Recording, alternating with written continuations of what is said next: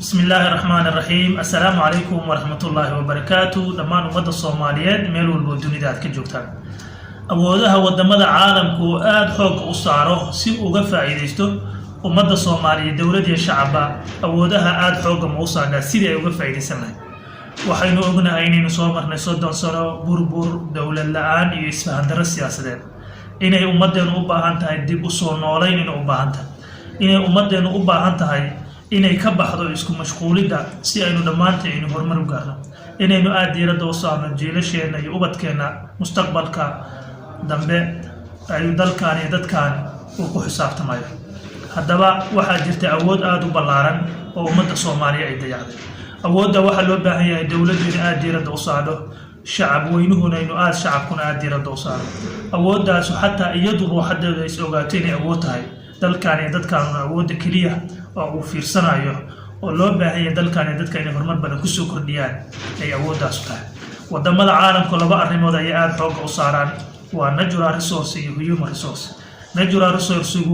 waa khayraadka dabiiciga sida badaha webiyada shidaalka macdanta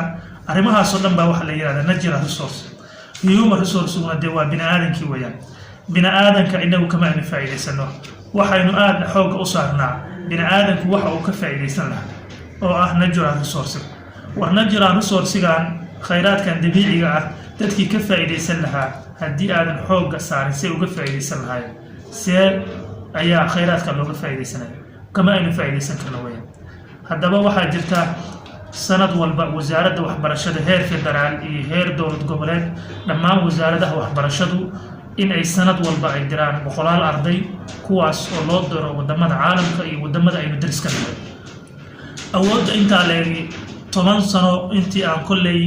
aan diirada aad ugu hayay sanado badan 10 sano ku dhow awooddaas waa dayacmata